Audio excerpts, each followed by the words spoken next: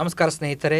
ಇವತ್ತು ನಾವು ನಮ್ಮ ಕಿತ್ತೂರು ಕರ್ನಾಟಕ ಭಾಗದ ಒಬ್ಬ ಸಾಧಕನ ಒಂದು ಯಶೋಗಾಥೆಯನ್ನು, ಸಾಧಕ ಒಂದು ಕಥೆಯನ್ನು, ಸಾಧಕ ವ್ಯಕ್ತಿಯೊಂದಿಗೆ ಸಂಭಾಷಣೆಯೊಂದಿಗೆ ಸ್ಫೂರ್ತಿದಾಯಕ ವಿಚಾರಗಳನ್ನು ತಮ್ಮೊಂದಿಗೆ ಹಂಚಿಕೊಳ್ಳಲು ಇವತ್ತು ನಮ್ಮೊಂದಿಗೆ ಇದ್ದಾರೆ ಸಾಧಕರಾದಂತಹ ಒಂದು ಹಳ್ಳಿ ಭಾಗದಲ್ಲಂತ ಶಿಕ್ಷಣ ಪಡೆದು ಒಂದು ಉನ್ನತ ಮಟ್ಟದ, ಭಾರತದ ಅತಿ ಉನ್ನತ ಮಟ್ಟದ ಪರೀಕ್ಷೆಯನ್ನು ತೇರ್ಗಡೆಯಾಗಿ ಒಂದು ಸಾಮಾಜಿಕವಾಗಿ ಒಂದು ಸಮಾಜಮುಖಿಯಾಗಿ ಕಾರ್ಯೋನ್ಮುಖರಾಗಲು ವಿಶೇಷ ಪರೀಕ್ಷೆಯನ್ನು ಬರೆದು ತೇರ್ಗಡೆ ಹೊಂದಿರತಕ್ಕಂಥ ವ್ಯಕ್ತಿ ಶ್ರೀ ಬಸವರಾಜ್ ಮಡಿವಾಳಪ್ಪ ಪಾಟೀಲ್ ಅವರು ಇವತ್ತು ನಮ್ಮ ಜೊತೆ ಇದ್ದಾರೆ. All over India AIR ranking 739 ಹೊಂದಿದ್ದು ಇವರ ಒಂದು ಯಶೋಗಾಥೆಯನ್ನು ಇವತ್ತು ತಮ್ಮೊಂದಿಗೆ ಹಂಚಿಕೊಳ್ಳಲು ನಾವು ಇವತ್ತು ತಮ್ಮೆಲ್ಲರ ಮೂಲಕ ನಾನು ಇವತ್ತು ಈ ಒಂದು ಕಾರ್ಯಕ್ರಮಕ್ಕೆ ಸ್ವಾಗತ ಕೋರುತ್ತೀನಿ. ನಮಸ್ಕಾರ.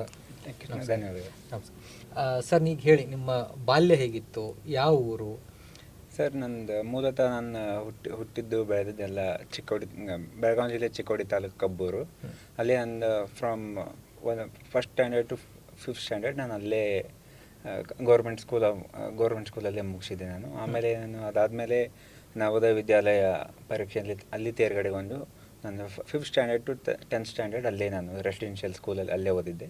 ಅದಾದಮೇಲೆ ನಮ್ಮದು PUC ಬಂದು SDMPU ಕಾಲೇಜ್ ಧಾರವಾಡಲ್ಲಿ ಮುಗಿಸಿ, ಅದಾದಮೇಲೆ ನನ್ನ ಗ್ರ್ಯಾಜುಯೇಷನ್ ನಾನು ಮೆಕ್ಯಾನಿಕಲ್ ಇಂಜಿನಿಯರಿಂಗ್ ದೇಶಪಾಂಡೆ ಕಾಲೇಜ್ ಹಳೆಯಾಳಲ್ಲಿ ಮುಗಿಸಿ. ಹಾಂ ಸರ್. ಆಮೇಲೆ ಇಂಜಿನಿಯರಿಂಗ್ ಮುಗಿಸಿ ಇಂಜಿನಿಯರಿಂಗ್ ಮುಗಿಸಿ ನಂದು 2019ರಲ್ಲಿ ಇಂಜಿನಿಯರಿಂಗ್ ಮುಗೀತು. ಅದಾದಮೇಲೆ ನಾನು UPSC ಪರೀಕ್ಷೆ ಓದಿ ಅಲ್ಲಿ ಅದರಲ್ಲೇ ತೇರ್ಗಡೆಗೊಂಡು ಸಮಾಜಕ್ಕೆ ಕೆಲಸ ಮಾಡ್ಬೇಕಂತೇಳಿ 2019ರಿಂದ ಪ್ರಿಪೇರ್ ಮಾಡ್ತಿದ್ದೀನಿ ಸರ್. ಓಕೆ. ತಂದೆ ಏನು ಮಾಡ್ತಾರೆ? ಸರ್, ನಮ್ಮ ತಂದೆ ನಿವೃತ್ತ ಶಿಕ್ಷಕರು. ಅಲ್ಲೇ ಕಬ್ಬೂರಲ್ಲೇ ಅವರು ಶಿಕ್ಷಕರಾಗಿದ್ದರು. ಅಲ್ಲೇ ನಿವೃತ್ತಿ ಹೊಂದಿ ಈಗ ನಾವು ಬೈಲಹೊಂಗಲ ತಾಲೂಕು ಮೇಕಮಾಡಿಯಲ್ಲಿ ಸೆಟ್ಲ್ ಆಗಿದ್ದೀವಿ. ಹಾಂ. ತಾಯಿಯವರು ಗೃಹಿಣಿಯವರು. ಓಕೆ, ಗೃಹ ಕೆಲಸ ಮಾಡ್ತಾರೆ. ಈ ಒಂದು ಪರೀಕ್ಷೆಗೆ ಉತ್ತೀರ್ಣರಾಗಲು ಅಥವಾ ಪ್ರಾರಂಭಿಸಲು ನಿಮಗೆ ಪ್ರೇರಣೆ ಅನ್ಬೋದು, ಅಥವಾ ಈ ಒಂದು ಗುರಿಯ ಅವಕಾಶವನ್ನು ಮೊದಲನೇಯಾಗಿ ನಿಮ್ಮ ಅಲ್ಲಿ ಬೀಜವನ್ನು ಬಿತ್ತಿದವ್ರು ಯಾರು? ಸರ್, ಹಂಗೆ ಮೊದಲಿಂದ ಚಿಕ್ಕವನಿದ್ದಾಗಿಂದನೂ ಹೇಳೋದಂದರೆ ನಮ್ಮ ಗ್ರ್ಯಾಂಡ್ ಫಾದರ್, ನಮ್ಮ ಅಜ್ಜ ಅವರು ಅಲ್ಲಿ ಅವರು ಮೇಕಲ್ ಮಾಡಿ ಬಾಮಪ್ಪ ಗಣಾಚಾರ್ಯ ಅಂತ ಅವರು ಯಾವಾಗಾದರೂ ಹೇಳ್ತಿದ್ರು, ನಂಬರ್ ಹಚ್ಚಿ ಪಾಸ್ ಆಗು, ಒಳ್ಳೆ ಕೆಲಸ ಮಾಡು, ಆಫೀಸರ್ ಆಗು ಅಂತ. ಅವರು retired agriculture officer. Okay. Ganacharya ಅಂದ್ರೆ ಅಜ್ಜ, ತಾಯಿಯ ತಂದೆ. ಹಾಂ, ತಾಯಿಯ ತಂದೆ ನಿಮಗೆ ಪ್ರೇರಣೆ? ಹೌದು. ಅವ್ರು ಯಾವಾಗಿದ್ರು ಹೇಳ್ತಿದ್ರು ಒಳ್ಳೆ ಆಫೀಸರ್ ಆಗಂತೇಳಿ. ನಾವು ಅವಾಗೆಲ್ಲ ಕೇಳಿ ಹೌದು ಹ್ಞೂ ಹ್ಞೂ ಹ್ಞೂ ಅಂತಿದ್ವಿ. ಇಂಜಿನಿಯರಿಂಗ್ ಮುಗಿಯೋತನೂ ನಮಗೆ ಈ ಕಡೆ ಫೀಲ್ಡಲ್ಲಿ ಇತ್ತು, ಮಾಡಿದರೆ ಆಗ್ಬೋದು, ಬಟ್ ಟಫ್ ಆಗುತ್ತೇನೋ ಅಂತ ಅನಿಸಿತ್ತು ನಮಗೆ. ಯಾಕಂದರೆ ನಾನು ಇಂಜಿನಿಯರಿಂಗ್ ಮುಗಿಸಿ ಇಂಜಿನಿಯರಿಂಗ್ ಬ್ಯಾಕ್ಗ್ರೌಂಡ್ದಿಂದ ಈ ಕಡೆ ಶಿಫ್ಟ್ ಆಗ್ಬೇಕಂದ್ರೆ ಸ್ವಲ್ಪ ಸಮಯನೂ ತೊಗೊಳುತ್ತೆ ಅಂತ ಅನಿಸಿತ್ತು. ನಾನು ಅದಾದಮೇಲೆ ಯೋಚನೆ ಮಾಡಿ ಮನೆಯಲ್ಲೆಲ್ಲ ಮಾತಾಡಿ ಅವರು ಆಯಿತು, ಅವರು ಮನೆಯಲ್ಲಿ ಅಂದೂ ಏನು ಹೇಳಿಲ್ಲ. ಅವರು ನೀವು ಏನು ಮಾಡ್ತೀರಾ ಮಾಡಿ ಅಂತ ಹೇಳಿ ಫ್ರೀಯಾಗಿ ಬಿಟ್ಟು ನಿಮ್ಮ ಭವಿಷ್ಯ ನೀವೇ ನಿರ್ಧಾರ ತಗೊಳ್ಳಿ. ಹಾಂ, ನಮ್ಮ ತಂದೆಯವರಾಗಲಿ ತಾಯಿಯವರಾಗಲಿ ಫ್ಯಾಮಿಲಿ ಎಲ್ಲರೂ ಏನು ಮಾಡ್ತೀಯ ಮಾಡು, ನೀ ಏನಾದರೂ ಒಂದು ಸಾಧಿಸ್ತೀಯ ಅಂತ ಗೊತ್ತು, ಏನು ಮಾಡ್ತೀಯ ಮಾಡು ಅಂತ ಹೇಳಿ ಫ್ರೀಯಾಗಿ ಬಿಟ್ಟು ಒಟ್ಟಿನಲ್ಲಿ ನಿಮ್ಮ ಅಜ್ಜನ ಆಶೀರ್ವಾದ, ಪ್ರೇರಣೆ ಅನ್ಬೋದು. ಹೌದೌದು. ಅವರು ಇದಾರ? ಇವಾಗ ಏನು ಖುಷಿ, ಹೆಂಗೆ ಅವರ ಇದು ಏನಿತ್ತು? ಅವ್ರಿಗೆ ತುಂಬ ಖುಷಿ ಆದ್ರು. ಅವ್ರು ಯಾವಾಗಿದ್ರು ಹೇಳ್ತಿದ್ರು ನೀನು ಪಾಸ್ ಆಗ್ತೀಯಾ ಅಂತ ಹೇಳಿ. ಅವ್ರ ಪ್ರೇರಣೆ ಇನ್ನ ಹೋಗಿ ನಾನು ನಾಳೆ ಹೋಗಿ ಅವರಿಗೆ ಭೇಟಿಯಾಗಿ ಅವರು ಖುಷಿಯನ್ನು. ಫಲಿತಾಂಶ ಪ್ರಕಟ ಆದ್ಮೇಲಿಂದ ನೀವು ಊರಿಗೆ ಹೋಗಿಲ್ಲ? ಇಲ್ಲ, 3 ದಿನ ಆಯ್ತು ಈಗ ಹೋಗಿ. ಇನ್ನ ಹೋಗಿಲ್ಲ ಸರ್. ಇವತ್ತು ನೈಟ್ ಹೋಗಿ ನಾಳೆ ಬೆಳಿಗ್ಗೆ ಫಸ್ಟ್ ಪ್ರಪ್ರಥಮವಾಗಿ ಮಾಡುವಂತ ಕೆಲಸ ಏನು ನೀವು? ಮೊದಲು ಅದೇ ಹೋಗಿ, ಯಾಕಂದರೆ ಫ್ಯಾಮಿಲಿಗೆ ಮೀಟಾಗಿ ಅವ್ರ ರಿಯಾಕ್ಷನ್ ನೋಡ್ಬೇಕು. ನಾನು ಅನ್ಫಾರ್ಚುನೇಟ್ಲಿ ಅವ್ರು ಅಲ್ಲೇ ಇರು ಅಂತಿದ್ರು ರಿಸಲ್ಟ್ ಬರುವಾಗ. ಇಲ್ಲೇ ಇದ್ದು ಖುಷಿ ಆಗುತ್ತೆ, ಬಟ್ ನನಗೆ ಕಾನ್ಫಿಡೆನ್ಸ್ ಇರಲಿಲ್ಲ ನಾನು ಪಾಸ್ ಆಗ್ತೀನಿ ಅಂತ ಹೇಳಿ. ಮನೆಯಲ್ಲಿದ್ದು ಮತ್ತೆ ಫೇಲ್ ಆದರೆ ನಾನು ಸಮಾಧಾನ ಮಾಡಿ ಅವ್ರಿಗೂ ಸಮಾಧಾನ ಮಾಡಕ್ಕೆ ನಂಗೆ ಆಗೋದಿಲ್ಲ. ನಾ ಇಲ್ಲೇ ಇದ್ದು ಅಟ್ಲೀಸ್ಟ್ ಹೋಗ್ಬೇಕಂದ್ರೆ ನಾನು ಪಾಸ್ ಆಗಿಯೇ ಹೋಗ್ಬೇಕಂತ ಡಿಸೈಡ್ ಮಾಡಿಬಿಟ್ರಿ? ಹಾಂ, ಡಿಸೈಡ್ ಮಾಡಿದ್ದೆ ಸರ್ ನಾನು. ಅದೇ ಅವ್ರು ಯಾವಾಗಿದ್ರು ಹೇಳ್ತಿದ್ರು, ಇಲ್ಲೇ ಇದ್ದ ಇವತ್ತು ಅದನ್ನೇ ಅಂತಿದ್ರು ಅವರು, ಇಲ್ಲೇ ಇದ್ದಾಗ ಪಾಸ್ ಆಗಿದ್ರು ಇನ್ನೇ ಚೆನ್ನಾಗಿರ್ತಿತ್ತು ಅಂತೇಳಿ. ಇಲ್ಲಿ ಬಟ್ ಇದು ಹೆಂಗಿದ್ರೆ ಜರ್ನಿಯಲ್ಲಿ ಸೀರೀಸ್ ಆಫ್ ಫೇಲ್ಯೂರ್ಸ್ ನಾನು ನೋಡಿದ್ದೀನಿ ಸರ್. ನೋಡಿದೆ, ತುಂಬಾ ಇರುತ್ತೆ. ಇದು 5ನೇ ಅಟೆಂಪ್ಟ್ ಆದರೆ 4 ಸರಿ ಫೇಲ್ ಆಗಿನೇ 5 ಸರಿ competitive exam is not A easy task. ಹೌದು ಸರ್, ಹೌದು. ನಿಮ್ಮ ಒಂದು ಭವಿಷ್ಯವನ್ನ, ಜೀವನವನ್ನೇ ಅದಕ್ಕೆ ಕೊಡಬೇಕು. ಹೌದೌದು ಸರ್. ಎಲ್ಲ ತ್ಯಜಿಸ್ಬೇಕು, ಆಸೆ ಆಕಾಂಕ್ಷೆಗಳು ಎಲ್ಲ ತ್ಯಜಿಸಿ ಅದಕ್ಕೆ ಏನಾದರೂ ಕಷ್ಟಪಟ್ಟು ನಿರಂತರ ಪ್ರಯತ್ನದಿಂದ ಮಾತ್ರ ನೀವು ಕಾಂಪಿಟೇಟಿವ್ ಎಕ್ಸಾಮ್ ಕ್ರ್ಯಾಕ್ ಮಾಡ್ಬೋದು. ನಿಜ ಸರ್, ನಿಜ. ಕಾಂಪಿಟೇಟಿವ್ ಎಕ್ಸಾಮ್ ಕ್ರ್ಯಾಕ್ ಮಾಡೋದು ಅಷ್ಟು ಸುಲಭದ ವಿಷಯ ಅಲ್ಲ. ಇಲ್ಲ ಸರ್, ಅದು ಈಗ ಅದು ನಿಮ್ಗೆ ಅನುಭವ ಆಗಿದೆ. ತುಂಬ ಅನುಭವ ಇದೆ ಸರ್. ಅಂದರೆ ಅದೇ ಅಂದರೆ ನಾನು ಈಗ ನಮ್ಮ ಸ್ಟೇಜ್ ಹೇಗಾಗಿಬಿಟ್ಟಿದೆ ಅಂದರೆ ಎಕ್ಸಾಮ್ ಬರೆದ್ವಿ, ಪಾಸ್ ಆಗಲಿ ಫೇಲ್ ಆಗಲಿ ನೆಕ್ಸ್ಟ್ ಏನಿದೆ ಅದನ್ನ ಪ್ರಿಪೇರ್ ಮಾಡಲೇಬೇಕು ಅಂತ ಹೇಳಿ. ಯಾಕಂದರೆ ಫಲಿತಾಂಶ ನಮ್ಮ ಕೈಯಲ್ಲಿ ಇರೋದಿಲ್ಲ. ಇಂಟರ್ವ್ಯೂ ಕೊಟ್ಟು ಬಂದಮೇಲೆ ಆಯ್ತು ಆದರೆ ಆಯಿತು ಒಳ್ಳೆಯದು, ಇಲ್ಲಾಂದರೆ ಮತ್ತೆ ಏನಾದರೂ ಇದು ಮಾಡಲೇಬೇಕಂತ ಹೇಳಿ ಹಂಗಿದ್ದೆ ನಂದು. ಬಟ್ ಈಗ ಪಾಸ್ ಆಗಿದೆ, ಎಲ್ಲ ಒಳ್ಳೆ ಖುಷಿ ಸುದ್ದಿ. ಖುಷಿ ಸುದ್ದಿ ಅನ್ನೋಕ್ಕಿಂತ ನೋಡಿ, ನಮ್ಮ ಜಿಲ್ಲೆಗೆ ಒಂದು ಹೆಸರು ತರ್ತಂತ ಒಂದು ಕೀರ್ತಿ ತಂದಂತ ಒಂದು ಸಾಧನೆ ಇದೆ. ಹೌದು. ಬೆಳಗಾವಿ ಜಿಲ್ಲೆ ಹಲವಾರು ಉನ್ನತ ಅಧಿಕಾರಿಗಳನ್ನ ಕೊಟ್ಟಂತ ಜಿಲ್ಲೆ. ಹೌದು ಸರ್. ಅಖಂಡ ಬೆಳಗಾವಿ ಜಿಲ್ಲೆ, ನಮ್ಮ ಪಾಟೀಲ್ ಸಾಹೇಬ್ರು ಇರ್ಬೋದು, ಆಮೇಲೆ ಇವರು ನಮ್ಮ ಇವರು ಮಹಾಂತೇಶ್ ಬೀಳಿಗೆ ಅವರು ಇರ್ಬೋದು, ಅತ್ಯಂತ ಪ್ರಭಾವಿ, ಆಮೇಲೆ ಜನನಾಯಕ, ಆಮೇಲೆ ಒಳ್ಳೆಯ ಒಂದು ಕಾರ್ಯಗತ ಹೊಂದಿರತಕ್ಕಂಥ IAS IPS ಕೊಟ್ಟಂತ ಜಿಲ್ಲೆ ಅದು. ಇಂಥ ವ್ಯಕ್ತಿಗಳಲ್ಲಿ ಯಾರಾದ್ರೂ ನಿಮ್ಗೆ ಪ್ರೇರಣೆ ಇದ್ರ? ನೀವು ಚಿಕ್ಕವರಿದ್ದಾಗ ನಾನು ಆದ್ರೆ ಇದೇ ರೀತಿ ಆಗ್ಬೇಕು ಅಂತ ಯಾರಾದ್ರೂ ಪ್ರೇರಣೆ ಪೂರಕ ವ್ಯಕ್ತಿ ಯಾರಾದ್ರೂ ಇದ್ರ? ಇದ್ರಿ ಸರ್. ಅಂದ್ರೆ ನಮ್ದು ಮೇನ್ ಸ್ಕೂಲ್ ನಮ್ಮ ನವೋದಯ ಅಲ್ಲ ಸರ್. ಅವರು DC ಆಫೀಸ್ಗೆ ಜಾಸ್ತಿ ಕಾಂಟ್ಯಾಕ್ಟ್. ಅಂದರೆ ಏನಾದ್ರು ಪ್ರಾಬ್ಲಮ್ ಇದ್ರೆ DC ಆಫೀಸ್ಗೆ ಹೋಗಿ ಮಾತಾಡಬೇಕು, ಇಲ್ಲ ಯಾವ್ದಾದ್ರು ಫಂಕ್ಷನ್ಸ್ ಇದ್ರೆ DC ಬರ್ತಾರೆ ಅಂತ ಹೇಳಿ ಕೇಳಿದ ಮಾತು. ಮತ್ತು ಅದೆಲ್ಲ ನೋಡಿ ಹೌದು, ಆಫೀಸರ್ ಆದರೆ ಒಂದು ವ್ಯಾಲ್ಯೂ ಇರುತ್ತೆ, ಅವ್ರ ಕೈಯಲ್ಲಿ ಎಲ್ಲ ಕೆಲಸಗಳು ಮಾಡುವಂಥ ಪವರ್ ಇರುತ್ತೆ. ಒಳ್ಳೆ ಕೆಲಸ ಮಾಡಿದರೆ ಜನರಿಗೆ ಒಳ್ಳೆ. ಶಾಲಾ ದಿನಗಳಲ್ಲಿ ಅವ್ರು ಬರೋದು ಹೋಗೋದು ನೋಡಿ, ಅವರು ಒಂದು ಎಲ್ಲ ನೋಡಿ ಪ್ರೈಮರಿಲಿ ಅಂದ್ರೆ ಅವಾಗ ನೋಡಿ ಇದು ಏನಿದೆ ಅಂತ ಹೇಳಿ, ಹೆಂಗ್ ಆಫೀಸರ್ ಯಾರು, ಇವ್ರ ಹಿನ್ನೆಲೆ ಏನು, ಹೆಂಗ್ ಬಂದ್ರು, ಆ ಪೊಸಿಷನ್ ಅಲ್ಲಿ ಕುತ್ಕೋಬೇಕಂದ್ರೆ ನಾನು ಏನ್ ಮಾಡ್ಬೇಕು, ಅದೆಲ್ಲ ಇತ್ತು ಸರ್. ಆಗ್ಲೇ ನೀವು ಪ್ರಿಪೇರ್ ಆಗ್ಬೋದು. ಅದೆಲ್ಲ ಆಸೆ ಇತ್ತು ಸರ್. ಅದು ಈಗ ನೋಡ್ರಿ, ಈಗ ಅಮ್ಯುನಿಟೀಸು, ಫೆಸಿಲಿಟೀಸು, ಅವ್ರದ್ದು ಲೈಫ್ ಸ್ಟೈಲು ನೋಡೋದು ಒಂದು ಭಾಗ. ಹೌದು, ನಿಜ ಸರ್. ಆತ 4 ಪಟ್ಟು ಅವ್ರಿಗೆ ಸೋಷಿಯಲ್ ರೆಸ್ಪಾನ್ಸಿಬಿಲಿಟೀಸ್ ಇರುತ್ತೆ. ಅದಂತೂ ತುಂಬಾ ನಿಜ ಸರ್. ಆ ಸೋಷಿಯಲ್ ರೆಸ್ಪಾನ್ಸಿಬಿಲಿಟಿ ಪಡೆಯೋಕೆ ನೀವು ಯಾವ ರೀತಿ ಮೆಂಟಲಿ ಪ್ರಿಪೇರ್ ಆಗ್ತಾ ಇದ್ದೀರಿ ಸರ್? ಸೋಷಿಯಲ್ ರೆಸ್ಪಾನ್ಸಿಬಿಲಿಟಿ ಮೇನ್ ಏನಂದರೆ ನಮ್ಮ ಜವಾಬ್ದಾರಿ ನಾವು ಏನಂತ ಹೇಳಿ ನಾವು ಮೊದಲು ಕಲ್ತ್ಕೊಳ್ಬೇಕು ಸರ್. ರೆಸ್ಪಾನ್ಸಿಬಿಲಿಟಿ ನಮ್ದೇನು ರೆಸ್ಪಾನ್ಸಿಬಿಲಿಟಿ ಇದೆ ಅಥವಾ ನಾವು ಏನು ಮಾಡಿದರೆ ಜನರಿಗೆ ಒಳ್ಳೇದಾಗುತ್ತೆ ಅನ್ನೋದಂತೂ ನಮ್ಗೆ ಗೊತ್ತಿರ್ಬೇಕು ಸರ್. ಅಂದರೆ ಯಾವುದೇ ಏನೇ ಕೆಲಸ ಯಾವುದೇ ಆಫೀಸರ್ ಆಗಲಿ, ಯಾವುದೇ ಗೌರ್ಮೆಂಟ್ ಸರ್ವೆಂಟ್ ಆಗಲಿ, ಅವ್ರಿಗೇನು ಒಳ್ಳೇದಾಗುತ್ತೆ ಅಂತೇಳಿ ನೋಡ್ಬೇಕಂದ್ರೆ ಮೊದಲು ನಾವು ಅವ್ರ ಜನರ ಜಾಗದಲ್ಲಿ ನಿಂತು ನೋಡಿನೇ ಅಂದ್ರೆ ಮಾತ್ರ ಅವ್ರ ಕಷ್ಟಗಳನ್ನ ಅರ್ಥ ಮಾಡ್ಕೊಳ್ಳೋಕೆ ನಮಗೆ ಅವಕಾಶ ಸಿಗುತ್ತೆ. ಅದೊಂದು ನಿಜ. ಎಷ್ಟು ಸರಿ ನಾವು ಆ ಎಂಡಲ್ಲಿ ಇದ್ವಿ ಸರ್. ನಾವು ಈಗ ಇಷ್ಟು ದಿನ ನಾವು ಆ ಎಂಡಲ್ಲಿ ಇದ್ವಿ, ನಾವೆಲ್ಲ ಅಂತಿದ್ವಿ ಹೌದಲ್ಲ ಮಾಡ್ಬೋದಿತ್ತಲ್ಲ, ಯಾಕೆ ಮಾಡೋದಿಲ್ಲ, ಯಾವುದೋ ಒಂದು ಕೆಲಸ ಏನೋ ಒಂದು ಕಡಿಮೆ ಆದಾಗ, ರೋಡ್ ಸರಿ ಇಲ್ದ ಇದ್ದಾಗ ಮಾಡ್ಬೋದಿತ್ತಲ್ಲ, ಯಾಕೆ ಮಾಡೋದಿಲ್ಲ ಅಂತೇಳಿ ಅದನ್ನ ನೋಡಿದೀವಿ ಸರ್ ನಾವು. ಸೊ ಈ ಸೈಡ್ ಆಫ್ ದ ಗೌರ್ಮೆಂಟ್ ಬಂದಾಗ ಇನ್ನು ನಮಗೆ ಜಾಸ್ತಿ ಅವಕಾಶಗಳು, ಸೋಷಿಯಲ್ ರೆಸ್ಪಾನ್ಸಿಬಿಲಿಟಿ ಬಂದೇ ಬರುತ್ತೆ. ಎಷ್ಟು ಅಟೆಂಪ್ಟ್ ಅಲ್ಲಿ ಕ್ಲಿಯರ್ ಮಾಡಿದ್ರಿ ತಾವು? ಸರ್ ನಂದು ಇದು 5ನೇ ಅಟೆಂಪ್ಟ್ ಸರ್. ನಂದು 5ನೇ ಅಟೆಂಪ್ಟ್. ನಾನು ಫಸ್ಟ್ ಅಟೆಂಪ್ಟ್ ಅಲ್ಲಿನೇ ಒಂದು ಪ್ರಿಲಿಮ್ಸ್ ಕ್ಲಿಯರ್ ಆಗಿತ್ತು. ಫಸ್ಟ್ ಅಟೆಂಪ್ಟ್ ಯಾವ ಇಯರ್ ಅಲ್ಲಿ? ಅದು 2021, 2021ರಲ್ಲಿ 2020 ಕ್ಲಿಯರ್ ಆಗಿತ್ತು. ಅದಾದಮೇಲೆ ನಾನು ಮೇನ್ಸ್ ಬರೆದಿದ್ದೆ. ಬಟ್ ಅವಾಗ ಅಷ್ಟೇನು ಪ್ರಿಪರೇಷನ್ ಇರಲಿಲ್ಲ ಮತ್ತು ಗೈಡೆನ್ಸು ಅಷ್ಟು ಸರಿ ಇರಲಿಲ್ಲ. ಕೊರೋನಾ ಆದಮೇಲೆ ಇಲ್ಲಿ ಬೆಂಗಳೂರಲ್ಲಿ ಬಂದು ಅದು ಪ್ರಿಲಿಮ್ಸ್ ಪಾಸ್ ಆಗಿದೆ ಅನ್ನೋದೇ ಒಂದು ಖುಷಿಯಲ್ಲಿ ಮುಗಿದೋಗ್ಬಿಟ್ಟಿತ್ತು. ಅದೇನೋ ಒಂದು 6 ಅಟೆಂಪ್ಟ್ ಇರುತ್ತೆ, ಹಾಗೆ ಸಾಧನೆ ಮಾಡಿದಂತ ಅದು ಹಂಗೆ ಇತ್ತು ಸರ್. ಅದು ಬಟ್ ಅದಾದಮೇಲೆ ಅದೇ ಕಾನ್ಫಿಡೆನ್ಸ್ 2022ರಲ್ಲಿ ಮತ್ತೆ ಪ್ರಿಲಿಮ್ಸ್ ಬರೆದೆ. ಅವಾಗ ಪ್ರಿಲಿಮ್ಸ್ ಫೇಲ್ ಆಯ್ತು ಸರ್. ಅವಾಗ ಗೊತ್ತಾಯ್ತು ಸರ್ ರಿಯಾಲಿಟಿ ಇದು ಹಿಂಗಿಲ್ಲ, ಏನು ಚಾಲೆಂಜಿಂಗ್ ಏನಿದೆ ಅಂದರೆ ಈ ಎಕ್ಸಾಮ್ ಅನ್ನೋದು ಒಂದೇ ಸ್ಟೇಜ್ ಅಲ್ಲ, ಕಡಲೆ ಇದೆ, ಒಂದೇ ಸ್ಟೇಜ್ ಅಲ್ಲ, ಅದು 3 ಸ್ಟೇಜ್ ಇದೆ ಅಂತ ಹೇಳಿ ಅವಾಗ ಗೊತ್ತಾದ್ಮೇಲೆ ನಾವು ಮತ್ತೆ ಇನ್ನೊಂದು ಒಳ್ಳೇದಂದ್ರೆ ಇಲ್ಲಿ ಬೆಂಗಳೂರಲ್ಲಿ ಒಳ್ಳೆ ಫ್ರೆಂಡ್ ಸರ್ಕಲ್ ಮತ್ತೆ ಎಲ್ಲ ಅದೇ ರೀತಿ ಸ್ಪರ್ಧಾತ್ಮಕ ಮನೋಭಾವನೆ ಉಳ್ಳಂತ ಮತ್ತೆ ಗುಡ್ ಮೆಂಟರ್ಸ್ ಇದ್ರು ಸರ್. ಅದು ಇಂಪಾರ್ಟೆಂಟ್. ಬಸು ಸರ್ ಅಂತ ಹೇಳಿ, ಸಿದ್ಧಾರ್ಥ್ ಸರ್ ಅಂತ ಹೇಳಿ ಎಲ್ಲ ಇಲ್ಲೆಲ್ಲ ಈಗ ಆಚಾರ್ಯ ಇನ್ಸ್ಟಿಟ್ಯೂಟ್ ಅವರೆಲ್ಲ ತುಂಬ ಹೆಲ್ಪ್ ಮಾಡಿ. ಅವ ಮೊದಲಿಂದನೂ ಬಸು ಸರ್ ಅಂತ ಮತ್ತು ಅರುಣಾ ಮೇಡಮ್ ಅವರು ರ್ಯಾಂಕ್ ಬಂದಿದ್ದಾರೆ ಮೊದಲು. ಅವರಿಂದ ಎಲ್ಲ ಪರ್ಸನಲ್ ಗೈಡೆನ್ಸ್ ತೊಗೊಂಡು ಎಲ್ಲ ಪ್ರಾಕ್ಟೀಸ್ ಮಾಡಿ 2022ರಲ್ಲಿ 1 ವರ್ಷ ಎಲ್ಲ ಪ್ರಾಕ್ಟೀಸ್ ಮಾಡಿದ್ವಿ ಸರ್ ನಾವು ಫ್ರೆಂಡ್ಸ್ ಎಲ್ಲ ಕೂಡಿ. ಮತ್ತು 23 ಮತ್ತು 24ರಲ್ಲಿನೂ ಪ್ರಿಲಿಮ್ಸ್ ಪಾಸಾಗಿ ಮೇನ್ಸ್ ಬರೆದೆ. ಅವಾಗೂ ಒಂದು ಟೈಮಲ್ಲಿ 6 ಮಾರ್ಕ್ಸ್, ಇನ್ನೊಂದು ಟೈಮಲ್ಲಿ 3 ಮಾರ್ಕ್ಸಲ್ಲಿ ಹಿಂಗೆ ಫೇಲ್ ಆಯಿತು. ಯಾವುದೋ ಒಂದು ಸಬ್ಜೆಕ್ಟ್ ಕೈ ಕೊಟ್ಟು ಸೊ ಎಲ್ಲ ನಕ್ಷತ್ರಗಳು ಕೂಡ ಬರಲಿಲ್ಲ ಸರ್ ಅಲ್ಲಿ. ಸೊ ಅದಾದಮೇಲೆ 2025ರಲ್ಲಿ ಎಲ್ಲ ದೇವ್ರದೇ ಒಳ್ಳೇದಾಯ್ತು. ಈಗ 5ನೇ ಅಟೆಂಪ್ಟ್ ಕ್ಲಿಯರ್ ಮಾಡಿದ್ರಿ. 4 ಅಟೆಂಪ್ಟಲ್ಲಿ ಸ್ವಲ್ಪ ಇನ್ನೇನು ಪಾಸ್ ಆಗುತ್ತೆ ಬರುತ್ತೆ, ಹೋಗೋದು ಬರೋದು. ಎಲ್ಲೂ ನಿಮಗೆ ಅನಿಸ್ಲಿಲ್ವಾ ನನ್ನ ಹತ್ರ ಆಗಲ್ಲ ಇದು, ನಾನು ಯಾಕೆ ಇಷ್ಟು ವ್ಯರ್ಥ ಪ್ರಯತ್ನ ಮಾಡ್ತಾ ಇದ್ದೀನಿ, ಸುಮ್ಮನೆ ಬಿಟ್ಟು ಎನಿವೇ ಬಿ ಮೆಕ್ಯಾನಿಕಲ್ ಮಾಡಿದ್ದೀನಿ, ಜಾಬ್ ಮಾಡಬೇಕು ಅನ್ನುವಂಥ ಯಾವತ್ತಾದರೂ ಋಣಾತ್ಮಕ ಭಾವನೆಗಳು ನಿಮ್ಮಲ್ಲಿ ಬಂದಿದೆಯಾ? ಸರ್ ಋಣಾತ್ಮಕ ಭಾವನೆ ಆಗೋದಿಲ್ಲ ಅಂತ ಹೇಳಿ ಎಂದು ಬಂದಿಲ್ಲ ಸರ್. ಇಷ್ಟೆಲ್ಲ ಪ್ರಿಪೇರ್ ಮಾಡಿದ್ವಿ ಅಂದರೆ ಏನಾದ್ರು ಯಾರಾದರೂ ನಿಮ್ಮ ಫ್ಯಾಮಿಲಿ ಮೆಂಬರ್ ನಿಮ್ಮನ್ನ ಜಗ್ಗಿದ್ರ? ಇಲ್ಲ ಸರ್, ನನ್ನ ಲಕ್ ಅಥವಾ ನನ್ನ ಪುಣ್ಯ ಏನಂದರೆ ಫ್ಯಾಮಿಲಿ ಮೆಂಬರ್ಸ್ ಯಾವಾಗೂ ನೀನು ಫೋರ್ಸ್, ಕೆಲವೊಮ್ಮೆ ಫೈನಾನ್ಷಿಯಲಿ ಏನಾದ್ರು ಪ್ರಾಬ್ಲಮ್ ಇದ್ದಾಗ ಯಾವ್ದಾದ್ರು ಜಾಬ್ ಹಿಡಿ ಅಂತ ಹೇಳಿ ಅಂದಿದ್ದಿದೆ ಬೇರೆದವರು, ಬಟ್ ನನಗೆ ಎಲ್ಲೂ ಆ ಪ್ರೆಷರ್ ಬಂದಿಲ್ಲ. ಸೊ ಅದೊಂದು ಪ್ಲಸ್ ಪಾಯಿಂಟ್ ಸರ್. ನಂದು ಫ್ಯಾಮಿಲಿ ಕಡೆಯಿಂದ ಏನು ಪ್ರೆಷರ್ ಇರಲಿಲ್ಲ, ಮತ್ತು ಎಲ್ಲ ಗುಡ್ ಫ್ರೆಂಡ್ ಸರ್ಕಲ್, ಗುಡ್ ಎಲ್ಲ ಮೆಂಟರ್ಸ್ ಎಲ್ಲ ಇದ್ದಿದ್ದರಿಂದ. ಯಾಕಂದರೆ ಇವತ್ತಿನ ಯುವ ಪೀಳಿಗೆಯಲ್ಲಿ ಏನು ಕಾಣ್ತಾ ಇದೀವಿ ಅಂತಂದರೆ, ಒಂದು ಅಟೆಂಪ್ಟು 2 ಅಟೆಂಪ್ಟ್ ಮಾಡಿದ್ರೆ ಆಯ್ತಪ್ಪ ನನ್ನ ಹತ್ರ ಇದಾಗಲ್ಲ ಅನ್ನುವಂಥ ಒಂದು ಕೈ ಚೆಲ್ಲಿ ಕುಳ್ಕೊಂತ ಒಂದು ಭಾವನೆ ಅಥವಾ ಮೆಂಟ್ಯಾಲಿಟಿ ಇದ್ದಂಥ ಯುವ ಸಮಾಜದಲ್ಲಿ ನೀವು 5ನೇ ಅಟೆಂಪ್ಟ್ವರೆಗೆ ಹೋಗಿದ್ದೀರಲ್ಲ, ಅದಕ್ಕೆ ಪ್ರೇರಣೆ ಏನು ಅಂತ? ಪ್ರೇರಣೆ ಒಂದಾರ್ದೆ ಅದರಡಿ ನಾನು ಕ್ರ್ಯಾಕ್ ಮಾಡೇ ಮಾಡ್ತೀನಿ ಅಂತ ವಿಶ್ವಾಸ ಇತ್ತಾ? ವಿಶ್ವಾಸ ಅಂತ ಇತ್ತು ಸರ್. ಹೆಂಗಾದ್ರೂ ಮಾಡಿ ನಾನು ಪಾಸ್ ಆಗ್ತೀನಿ, ಯಾಕಂದರೆ ಪ್ರತಿಯೊಂದು ಸ್ಟೇಜಲ್ಲೂ ಬಂದು ಒಂದೆಲ್ಲ 2 ಸಬ್ಜೆಕ್ಟ್ ಹೆಚ್ಚು ಕಡಿಮೆ ಆಗಿ ಫೇಲ್ ಆದಿದ್ದರಿಂದ ಎಲ್ಲ ಕೂಡಿ ಬರುತ್ತೆ ಅಂತ ಹೇಳಿ ವಿಶ್ವಾಸ ಅಂತ ಇತ್ತು ಸರ್. ಕ್ರ್ಯಾಕ್ ಆಗೇ ಆಗತ್ತೆ ಅಂತ ಒಂದು ಆತ್ಮವಿಶ್ವಾಸ ಇತ್ತು. ಅದೇ ವಿಶ್ವಾಸ ಇವತ್ತು ನಿಮ್ಮನ್ನೇ ಸಾಧಕರನ್ನಾಗಿ ಮಾಡಿದ್ದು. ಈಗ ಇನ್ನೊಂದು, ಈಗ ಎಷ್ಟೋ ಗ್ರಾಮೀಣ ಭಾಗದ ಹುಡುಗರು ನೋಡಿ, ಅಸ್ಪಿರೆಂಟ್ಸ್ ಎಲ್ಲರೂ ಇರ್ತಾರೆ, ಯಾವ ಗ್ರಾಜ್ಯುಯೇಷನ್ ಆಗಿರ್ತಾರೆ. ನೀವು ಹೇಳಿದ್ರಲ್ಲ ಮೊರಾರ್ಜಿ ಸ್ಕೂಲಲ್ಲಿ ಸರ್ ನಾನು DC ನೋಡ್ತಾ ಇದ್ದೆ, ಅವರೇ ನನಗೆ ಪ್ರೇರಣೆ ಅಂತ. ಎಲ್ಲರೂ ಅಸ್ಪಿರೆಂಟ್ಸ್ ಇರ್ತಾರೆ, ಓಕೆ. ಅದರಲ್ಲಿ ಎಲ್ಲರೂ ಸಕ್ಸಸ್ ಆಗಲ್ಲ. ಹೌದು ಸರ್.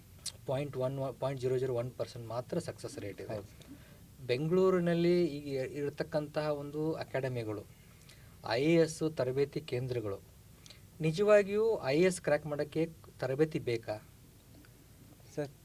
ಅದು opinion person to person depend ಆಗುತ್ತೆ ಸರ್. ನನಗೆ ಯಾಕೆ ಕೋಚಿಂಗ್ ಬೇಕು ಅನಿಸ್ತಂದರೆ, ನಂದು engineering background sir.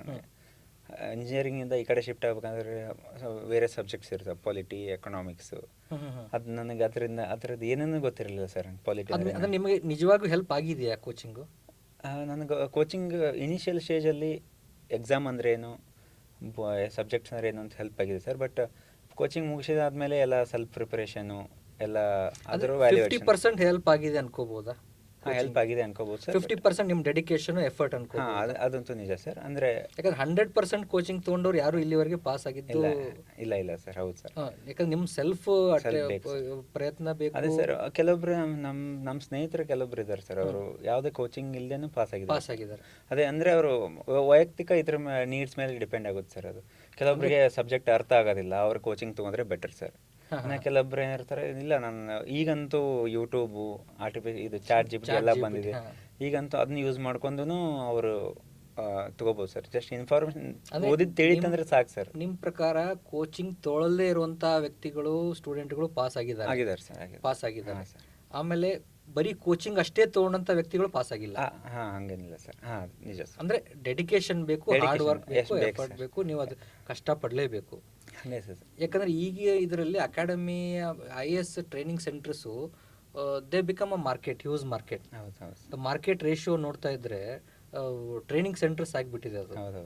Training centres, ಆಮೇಲೆ ಹೈ ಪಬ್ಲಿಸಿಟಿ, ಹೈ ಇದು assurance, they are giving assurance.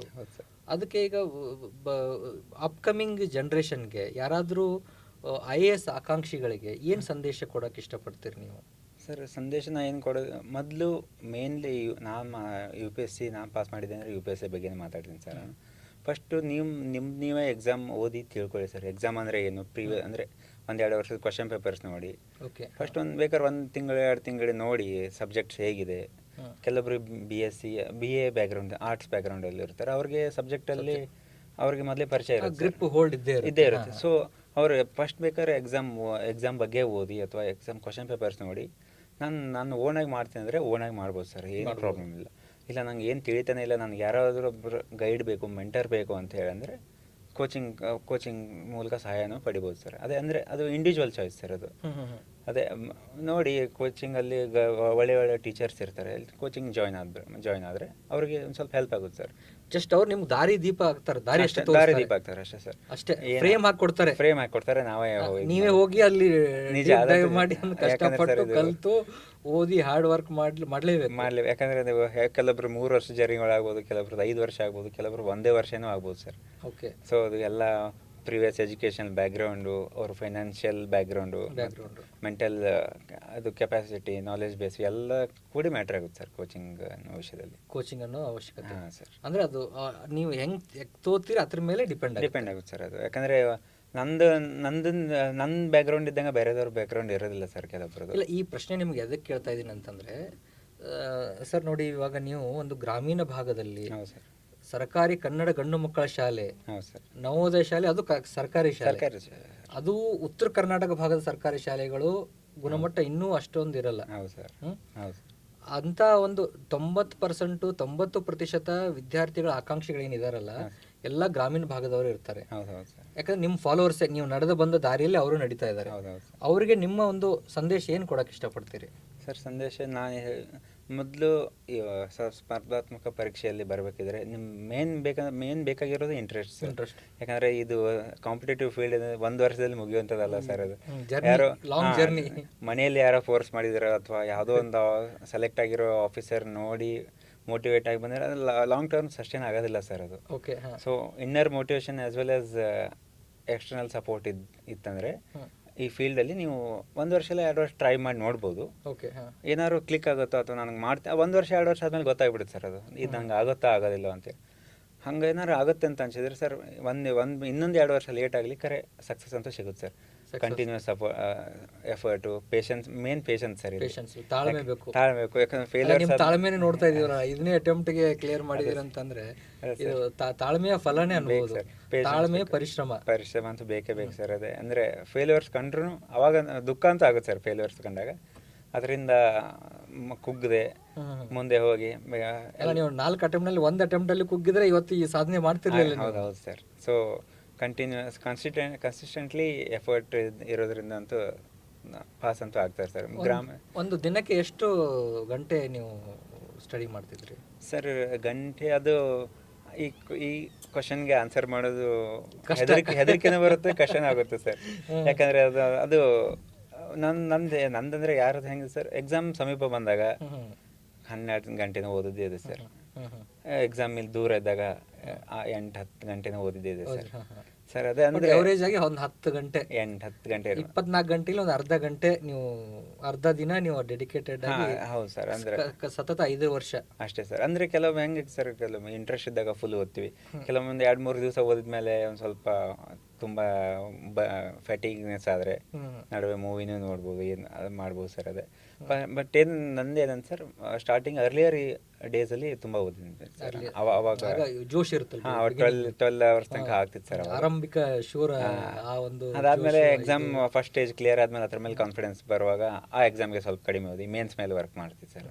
ಈ ಮುಂಚೆ ನಿಮ್ಮ ಹಾಬೀಸ್ ಏನಾದರೂ ಇತ್ತಾ ಸರ್? ಹಾಬೀಸ್ ಅಂದರೆ ನಂದು ಇದೆ ಕ್ರಿಕೆಟ್, ಓದೋದು ಮತ್ತು ಕ್ರಿಕೆಟ್ನ ನೋಡ್ತಿದ್ದೆ ಮೊದಲು. ಆಡ್ತಿದ್ದೆ, ಇಲ್ಲಿ ಬಂದ ಮೇಲೆ ಅಂತೂ ಆಡೋದ್ರಿಂದ ನೋಡೋದು ಕನ್ವರ್ಟ್ ಆಗಿದೆ ಸರ್. ಅದು ಕೆಲವೊಮ್ಮೆ ಟೈಮ್ ಸಿಗೋದಿಲ್ಲ, ಕೆಲವೊಮ್ಮೆ ಇಲ್ಲಿ ಬೆಂಗಳೂರಲ್ಲಿ ಬಂದಾಗಂತೂ ಟೈಮ್ ಇರೋದಿಲ್ಲ ಸರ್. ಎಕ್ಸಾಮ್ ಮೇಲೆ ಎಕ್ಸಾಮ್. ನಮ್ದು ಹೆಂಗಾಗಿದೆ ಅಂದರೆ ಪ್ರಿಲಿಮ್ಸು ಮೇನ್ಸ್ ರಿಸಲ್ಟ್ ಬಂದಮೇಲೆ ಮತ್ತೆ ಅದು ಫೇಲ್ ಆಯ್ತು ಅಂದರೆ ಮತ್ತೆ ಪ್ರಿಲಿಮ್ಸ್ ಓದು. ಸೊ ಆ ಸೈಕಲಲ್ಲಿ ಸ್ಟಾರ್ಟ್ ಆಗುತ್ತೆ ಸರ್. ಸೊ ಹಾಬೀಸ್ ಅಂದರೆ ತುಂಬ ಕಡಿಮೆ ಆಗಿಬಿಟ್ಟಿದೆ ಸರ್. ಹಾಬೀಸ್ ಈ ಹಾಬೀಸು ತ್ಯಾಗ ಮಾಡಿದ್ದು ಈ ಒಂದು ಸಾಧನೆಗೋಸ್ಕರನ, ಇಲ್ಲ ಎದಕ್ಕೆ ತ್ಯಾಗ ಮಾಡಿದ್ರಿ ನೀವು ಸರ್? ಹಾಬೀಸ್ ಅದು ತ್ಯಾಗನೂ ಅನ್ಬೋದು ಸರ್, ಇಲ್ಲ ಅಂತಲ್ಲ. ಅದೇ ಅಂದರೆ ಲೈಫ್ ಸ್ಟೈಲ್ ಈ ಕಡೆಯಿಂದ ಈ ಕಡೆ ಶಿಫ್ಟ್ ಆಗಿಬಿಡ್ತು ಸರ್. ಕಾಲೇಜಲ್ಲಿದ್ದಾಗ ಕ್ರಿಕೆಟ್ ಆಡ್ತಿದ್ವಿ, ಫ್ರೆಂಡ್ಸಲ್ಲಿ ಎಲ್ಲ ಹೊರಗಡೆ ಹೋಗಿ ವಿಡಿಯೋ ಗೇಮ್ಸು ನನಗೆ ಫೇವ್ರೇಟ್, ಅದನ್ನೂ ಆಡ್ತಿದ್ದೆ ಸರ್. ಬಟ್ ಅದಾದಮೇಲೆ ನಂದು ಡ್ರಾಸ್ಟಿಕ್ ಶಿಫ್ಟ್ ಈ ಕಡೆ ಆಯ್ತು ಸರ್, ಕಾಂಪಿಟೇಟಿವ್ ಫೀಲ್ಡ್. ಅಲ್ಲಿ ಅಂದರೆ ಮತ್ತು ಎಕ್ಸಾಮ್ ಸಮೀಪ ಬಂದಾಗ ಅಂತೂ ಹೊರಗಡೆ ಹೋಗೋಕೆ ಆಗ್ತಿರ್ಲಿಲ್ಲ ಸರ್. ಇನ್ನು ಸಿಲೆಬಸ್ ಕಂಪ್ಲೀಟ್ ಮಾಡೋದಿದೆ, ರಿವಿಷನ್ ಮಾಡೋದಿದೆ. ಸೊ ಅದೆಲ್ಲ ಮೆಂಟಲ್ ಪ್ರೆಷರಲ್ಲಿ ಹಾಬಿ ಪರ್ಸು ಮಾಡೋದು ಕಷ್ಟ ಆಯ್ತು ಸರ್ ಅದು. ಸೊ ಅವಾಗ ನಾನು ಕ್ರಿಕೆಟ್ ನೋಡ್ತೀನಿ ಸರ್. ಕ್ರಿಕೆಟ್ ಯಾವುದಾದ್ರೂ ಸಭೆ ಸಮಾರಂಭಗಳನ್ನ ಅಟೆಂಡ್ ಮಾಡ್ತಿದ್ರೆ ನಿಮ್ಮ ಕುಟುಂಬದ್ದು, ಮನೆಯವ್ರದ್ದು ಏನಾದರೂ ಮದುವೆ ತುಂಬ ಕಡಿಮೆ ಸರ್. ಎಲ್ಲ ಅದನ್ನು ತ್ಯಾಗ ಮಾಡಿದ್ದೀರಿ? ಆಲ್ಮೋಸ್ಟ್ ಹಂಗೆ ಸರ್. ಯಾಕಂದರೆ ಅದು ನಮ್ಮ ಪ್ರಿಲಿಮ್ಸ್ ಮೇ ತಿಂಗಳಲ್ಲಿ ಇರ್ತದೆ, ಮೇನ್ಸು ಸೆಪ್ಟೆಂಬರ್ ಅಕ್ಟೋಬರಲ್ಲಿ ಸರ್. ಸೊ ಇವು ಮೊದಲಿನ ಒಂದು ಯುಗಾದಿ ಅವೆಲ್ಲ ಟೈಮಲ್ಲಿ, ಶಿವರಾತ್ರಿ ಟೈಮಲ್ಲಿ ಪ್ರಿಲಿಮ್ಸ್ ಪ್ರಿಪೇರ್ ಮಾಡ್ತಿದ್ವಿ. ಹಬ್ಬನೂ ಬಿಟ್ಬಿಟ್ಟಿದ್ದೀರಿ? ಹಬ್ಬ ಅದೇ ಮನೇಲಿ ಕರಿತಿದ್ದೆ ಸರ್. ಯಾವಾಗಾದ್ರೂ ಸಂಕ್ರಮಣ, ದೀಪಾವಳಿ ಅದು ಮಾಡಿದ್ದೆ ಸರ್. ಅದು ಈಗ ಲಾಸ್ಟ್ ಒಂದು 2 ವರ್ಷದಲ್ಲಿ ಮಾಡ್ತಿದ್ದೀನಿ ಸರ್. ಮೊದಲೇ ನಾನು ಹೋಗಿಲ್ಲ ಸರ್ ಹಬ್ಬ ಅದೆಲ್ಲ. ಇದೆಲ್ಲ ತ್ಯಾಗದ ಪ್ರತಿಫಲನೇ ಇವತ್ತಿನ ಸಾಧನೆ ಅನ್ಬೋದು. ಹೌದು ಹೌದು ಸರ್. ಅಂದ್ರೆ ಪರಿಶ್ರಮ ಜೊತೆ ತ್ಯಾಗನೂ ಬೇಕು. ಅದು ಬೇಕು ಸರ್, ತುಂಬಾ ಬೇಕು. ಎಲ್ಲ ಅದು ಬೇಕು ಇದು ಬೇಕು ಅಂತಂದ್ರೆ ಸಾಧನೆ ಸಾಧಿಸಕ್ಕಾಗಲ್ಲ ಅಂತ ನಿಮ್ದು. ನಿಜ ನಿಜ ಸರ್. ಈಗ ಯುವಕರಾಗಿ ಒಬ್ಬ ಹಿರಿಯ ಉನ್ನತ IAS ಅಧಿಕಾರಿಯಾಗಿ ಹೊರಟಿದ್ದೀರಿ. ಭವ್ಯ ಭಾರತ, ಭವಿಷ್ಯದ ಭಾರತಕ್ಕೆ ಏನು ಕಲ್ಪನೆಗಳನ್ನ ಇಟ್ಕೊಂಡಿದ್ದೀರಿ ತಾವು? ಸರ್ ನನ್ನ ಕಲ್ಪನೆ ಅಂದರೆ ಸರ್, ಮೇನ್ ನಾವು ಹೆಂಗೆ ಇಂಡಿಯಾ ಅಂದರೆ USA ಅಥವಾ ಕಂಪೇರ್ ಮಾಡ್ತೀವಿ. ಬಟ್ ನಾವು ಅದು ಸಾಮಾನ್ಯ ಜನರಿಗೆ ಇರೋದು ಇನ್ನೂ ದೂರ ಇದೆ, ದೂರ ಇದೆ ಅಂತ ಹೇಳ್ತಾರೆ ಸರ್. ಸೊ ನಮ್ಮ ಗೌರ್ಮೆಂಟು 2047ಗೆ ಡೆವಲಪ್ಡ್ ಇಂಡಿಯಾ ಅಂತಿದೆ ಸರ್. ಸೊ ಅದೇ ನಮ್ಮ ಎಲ್ಲ ಜನರಿಗೆ ಎಲ್ಲ ಏರಿಯಾಗಳು ಡೆವಲಪ್ ಆಗಬೇಕು. ಎಲ್ಲ ಹೆಂಗಾಗಿ ಸರ್, ಕರ್ನಾಟಕ ಅಂದರೆ ಬೆಂಗಳೂರು ಅಷ್ಟೇ ಡೆವಲಪ್ ಆಗುತ್ತೆ. ಸೊ ನಮ್ಮ ಉತ್ತರ ಕರ್ನಾಟಕ ಭಾಗ rurally you want to focus on RDPR, rural development ಅಂತ. ಹಳ್ಳಿಗಳ ದೇಶದಿಂದ ಹಳ್ಳಿಗಳ ಉದ್ಧಾರದಿಂದ ದೇಶ ಉದ್ಧಾರ, ಮಹಾತ್ಮ ಗಾಂಧೀಜಿಯವರು ಅದನ್ನೇ ಆ ಕನಸನ್ನ ನೀವು. ಯಾಕಂದ್ರೆ ನಾವು ರೂರಲ್ ಬ್ಯಾಕ್ಗ್ರೌಂಡ್ ಬಂದಿದ್ದರಿಂದ ಗೊತ್ತಿದೆ ಸರ್. ಅಂದ್ರೆ ಸಿಟಿಯಲ್ಲಿ ಏನಿದೆ, ಹಳ್ಳಿಯಲ್ಲಿ ಏನಿಲ್ಲ ಅಂತ ಹೇಳಿ ಅಂತ ಗೊತ್ತಿದೆ ಸರ್ ನಮಗೆ. ಸೊ ಹಳ್ಳಿಗಳ ಉದ್ಧಾರ, ಹಳ್ಳಿಗಳಿಂದ ಇಂಡಿಯಾ ಅಂತ ಅನ್ಬೋದು ಸರ್. ಈಗ ಹಳ್ಳಿಗಳು ಯಾಕೆ ಹಿಂದುಳಿತಾ ಇದಾವೆ ಸರ್? ಹಳ್ಳಿಗಳು ಅದಕ್ಕೆ ಕಾರಣ 2 ಕಡೆಯಿಂದ ಇದೆ ಸರ್. ಅಂದರೆ ನಮ್ಮ ಕಡೆ ಜನರಿಗೂ ಅಷ್ಟು ಏನೇನು ಫೆಸಿಲಿಟೀಸ್ ಇದೆ ಅಂತ ಅವ್ರಿಗೆ ಗೊತ್ತಿಲ್ಲ ಸರ್. ಅವೇರ್ನೆಸ್ ಕ್ರಿಯೇಟ್ ಅವ್ರ ಕಡೆಯಿಂದ ಗೊತ್ತಿಲ್ಲ ಸರ್. ಮತ್ತು ಈ ಕಡೆಯಿಂದ ಈ ಅಡ್ಮಿನಿಸ್ಟ್ರೇಟಿವಿಂದನೂ ಸ್ವಲ್ಪ ಅಂದರೆ ಸಿಟಿ ಮೊದಲು ಡೆವಲಪ್ ಮಾಡಿ ಹಳ್ಳಿಗಳಲ್ಲಿ ಹೋಗೋದ್ರೊಳಗೇನೆ ನಾವು ಅಡ್ಮಿನಿಸ್ಟ್ರೇಟಿವ್ ಗ್ಯಾಪ್ ಅನ್ಬೋದು ಸರ್. ಸೊ ಇವೆರಡೂ ರೀಸನ್ನಿಂದ ಹಳ್ಳಿಗಳು ಈಗಂತೂ ಡೆವಲಪ್ ಆಗ್ತಾ ಇದೆ ಸರ್. ಈಗ ತುಂಬ ಮೊದಲು ನಾವು ಕಂಪೇರ್ ಮಾಡಿದರೆ ಈಗಂತೂ ಡೆವಲಪ್ ಇದೆ ಸರ್. ಇನ್ನು ಡೆವಲಪ್ ಆದರೆ ಇಂಡಿಯಾ ಈಕ್ವಾಲಿಟಿನೂ ಜಾಸ್ತಿ ಇರುತ್ತೆ. India equality sir. ಈಗ employment generation, industrial attraction, industrial transition to the north Karnataka, do have any visions on that? ಯಾಕಂದರೆ ಕಿತ್ತೂರು ಕರ್ನಾಟಕ ಆಗಿದೆ, ಕಲ್ಯಾಣ ಕರ್ನಾಟಕ ಆಗಿದೆ. Most of the industries are situated in northern part of Karnataka. Yes, sir. Yes, sir. So, as you are aware, you grown up and brought up in northern part of state of Karnataka. Yes. So, ಏನು ಮಾಡಿದ್ರೆ improvement ಆಗ್ಬೋದು for any ideas? ಯಾಕಂದರೆ see, if you are trying this highest examination from last 5 years, 2020 ಇಂದ, or else we can say as for your grandfather's instruction vision, you are started from your graduation day 1. ಹೌದು sir. Start preparation ಆಗ್ತಾ ಇದ್ದೀರಂತಂದರೆ ನಿಮ್ದು ಏನಾದರೂ ನಿಮ್ಮದೇ ಅಂತ vision ಇರಬೇಕು. ಇದನ್ನ ಮಾಡಿದರೆ ಈ financial status of the socio economic condition of the people of the northern part of Karnataka, ಅಥವಾ ಎಂಪ್ಲಾಯ್ಮೆಂಟ್ ಇರ್ಬೋದು, ಅಥವಾ ರೆವಿನ್ಯೂ ಜನ್ರೇಷನ್ ಇರ್ಬೋದು, ಅಥವಾ ಇಂಡಸ್ಟ್ರಿಯಲ್ ಟ್ರಾನ್ಸಿಷನ್ ಇರ್ಬೋದು, ಇದೆಲ್ಲ ಮಾಡಿದ್ರೆ we can see some progresses on that part. Okay. ಈಗ ಲಾಸ್ಟ್ 10 years 15 yearsಯಿಂದ ನಿಮ್ಮ ತಲೆಯಲ್ಲಿ ಏನಿದೆ, IAS ಆಗಬೇಕು, ನಾನು ಸೋಷಿಯಲ್ ರೆಸ್ಪಾನ್ಸಿಬಿಲಿಟಿ ಇರಬೇಕು, ಆಮೇಲೆ ಸೋಷಿಯಲ್ ಡೊಮೇನಲ್ಲಿ ನಾನು ವರ್ಕ್ ಮಾಡಬೇಕು. ಸೋಷಿಯಲ್ ಡೊಮೇನಲ್ಲಿ ವರ್ಕ್ ಮಾಡ್ಬೇಕಂದ್ರೆ ಒಂದು ಪೊಲಿಟಿಷಿಯನ್ ಇರಬೇಕು, ಒಂದು IAS ಆಫೀಸರ್ ಇರಬೇಕು. You are chosen second part. That is a very good part. ಎಲ್ಲರೂ ಇಷ್ಟಪಡುವಂಥದ್ದು. Because nobody wants to grandson or son to be a politician. That will be a least option. Okay. Politics and politicians are least option. That to middle class, that to son of the teacher. I am being a son of teacher. They keep them away from those things. So being the vision for last 15 years, ಏನು vision ಇಟ್ಕೊಂಡಿದ್ದೀರಿ ತಾವು? Sir vision ಅಂದರೆ ಅದೇ sir. ಇನ್ನು ನೀವು ಮೊದಲೇ question ಕೇಳಿದಂಗೆ India develop ಆಗಬೇಕಂದ್ರೆ ಏನು ಮಾಡಬೇಕು? People sir. ಜನರಲ್ ಡೆವಲಪ್ ಆದಾಗ ಇಂಡಿಯಾ ಡೆವಲಪ್ ಆಗುತ್ತೆ ಸರ್. ನಮ್ಮ ನಾರ್ತ್ ಕರ್ನಾಟಕದಲ್ಲೇ ನೋಡ್ಬೇಕಾದ್ರೆ ಸರ್, ಇಂಡಸ್ಟ್ರೀಸ್ ಎಲ್ಲ ಇದೆ ಸರ್. ಬಟ್ ಆದ್ರೂ ನಾರ್ತ್ ಕರ್ನಾಟಕ ಪೀಪಲ್ ಮೊದಲೇ ಎಂಪ್ಲಾಯ್ಮೆಂಟ್ ಅಂದರೆ ಬೆಂಗಳೂರೇ ನೆನೆಸ್ಕೋತಾರೆ ಸರ್. ಹೌದು, ಇನ್ನಾದರೂ ಸ್ಟಿಲ್ ನಂದು ಸಿಂಪಲ್ ಆಗಿ ಹೇಳ್ಬೇಕಂದ್ರೆ ನಂದು ಆಸೆ ಏನಂದರೆ, ನಮ್ಮಲ್ಲಿ ಇದೆ ಸರ್, ಗುಲ್ಬರ್ಗ ಆಗಲಿ, ಬೆಳಗಾವಿ ಆಗಲಿ, ಹುಬ್ಬಳ್ಳಿ ಆಗಲಿ, ಅವು ಬೆಂಗಳೂರು ಥರ ಬೆಳೆದು ಅಲ್ಲಿಂದ ಇಲ್ಲಿ ಬರೋ ಬದಲಿ ನಮ್ಮ ಜನರು ಅಲ್ಲೇನು ಅಂದರೆ ಇಲ್ಲಿನೂ ವರ್ಕ್ ಮಾಡಿ ಅಲ್ಲಿನೂ ವರ್ಕ್ ಮಾಡಿದರೆ ಇಲ್ಲಿ ಬೆಂಗಳೂರಲ್ಲಿರೋ ಪ್ರೆಷರು ಕಡಿಮೆ ಆಗುತ್ತೆ ಸರ್. ಈಗ ಎಲ್ಲರೂ ಬೆಂಗಳೂರಿಗೆ ಎಲ್ಲ ಬೇರೆ ಬೇರೆ ಸಿಟೀಸ್ ಬೆಳೆದ್ರೆ ಕರ್ನಾಟಕ ಇನ್ನು ಉತ್ತರ ಕರ್ನಾಟಕ ಆಗಲಿ ದಕ್ಷಿಣ Karnataka equally distribution, equally progress, equally develop. ಹಾಂ ಸರ್, ಅದೇ ಸರ್. ಯಾಕಂದರೆ ನಾವು ನೋಡಿದರೆ ಎಷ್ಟು ಬಸ್ಗಳು ಬರ್ತಾವೆ ಸರ್, ಬೆಳಗಿಂದ ಸಂಜೆ ನೈಟ್ ಬಸ್ಗಳು ಉತ್ತರ ಕರ್ನಾಟಕ. ಹಾಂ. ಸೊ ಅಲ್ಲಿನೂ ನವರಂಗ್ ಸರ್ಕಲ್ ಮೇಲೆ ಒಂದು ಮುಂಜಾನೆ 5ರಿಂದ 8 ಗಂಟೆವರೆಗೆ ನಿಂತ್ರೆ ಒಂದು 400-500 ಬಸ್ ಬರುತ್ತೆ ಅದೇ ಸರ್. ಹಾಂ, ಪಾಪ. ಮತ್ತೆ ಎಲ್ಲರೂ ಅಲ್ಲಿಂದನೇ ರೇಷನ್ ತಗೊಂಬರ್ತಾರೆ. ಹೌದು ಸರ್. ಅಲ್ಲಿಂದ ಎಲ್ಲ ಮೂಟೆಗಳು ನೋಡಿದ್ರೆ ಅವರು ಹೌದು ಸರ್, ಹೌದು. ಮೂಟೆ ತರೋದು, ಪಾಪ ಇಲ್ಲಿ ಊಟ ಮಾಡೋದು, ಮತ್ತೆ ಖಾಲಿ ಕೈಯಿಂದ ಮನೆಗೆ ಊರು ಸ್ಪೆಷಲಿ ಜೋಳದ ಹಿಟ್ಟು, ಜೋಳದ ರೊಟ್ಟಿ ಎಲ್ಲ ದೊಡ್ಡ ದೊಡ್ಡ ಚೀಲ ತರ್ತಾರೆ, ಅದು ನಿಜ ಸರ್. ಊಟ ಮಾಡ್ತಾರೆ. ಊಟ ಮಾಡಿ ಮತ್ತು ಬರಿಗೈಯಲ್ಲೇ ಊರಿಗೆ ಹೋಗ್ಬೋದು. 90% ಪೀಪಲ್ ಲಿವಿಂಗ್ ಬ್ಯಾಂಗ್ಳೂರ್, ನಾರ್ತ್ ಕರ್ನಾಟಕದಿಂದ ಏನು ಬಂದಿರ್ತಾರಲ್ಲ, only 10% survive in this city. ಅದೇ ಸರ್, ಅದೇ ಅಂದರೆ ಆ ಕಡೆನೂ ಅಪಾರ್ಚುನಿಟೀಸ್ ಕ್ರಿಯೇಟ್ ಮಾಡಿದರೆ ಯಾರು ಬೆಂಗಳೂರಲ್ಲಿ ಬರ್ಬೇಕಾದವ್ರು ಬೆಂಗಳೂರಲ್ಲಿ ಬರ್ತಾರೆ, ಅಲ್ಲಿದ್ದವರು ಅಲ್ಲಿ ವರ್ಕ್ ಮಾಡ್ತಾರೆ. ಸೊ ಎಲ್ಲ ಕಡೆನೂ ಹ್ಯಾಪಿ ಇರುತ್ತೆ ಸರ್. ಅಂದರೆ ಯಾರಿಗೂ ಇದಾಗಲ್ಲ, ಬರ್ಡನ್ ಆಗಲ್ಲ sir.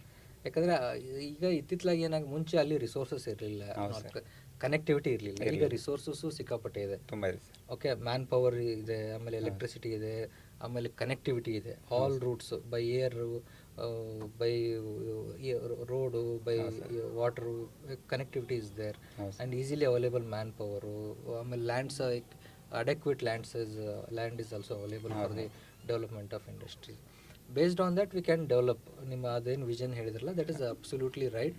I am in align with that your observations and vision. So ಸ್ನೇಹಿತರೆ, ಇದು ಇವತ್ತು ನಮ್ಮೊಂದಿಗಿದ್ದಾರೆ ಸಾಧಕರಾದಂತಹ ಶ್ರೀ ಬಸವರಾಜ್ ಮಡಿವಾಳಪ್ಪ ಪಾಟೀಲ್ ಅವರು. ಅವರ ಒಂದು ಸಾಧನೆ ಯಶೋಗಾಥೆಯನ್ನು ಹೇಳಿದರು. ಈ ಒಂದು ಕಾರ್ಯಕ್ರಮಕ್ಕೆ ಬಂದಂತಹ ಬಸವರಾಜ್ ಅವರಿಗೆ ಹೃತ್ಪೂರ್ವಕವಾದಂಥ ಅಭಿನಂದನೆ. ಧನ್ಯವಾದ.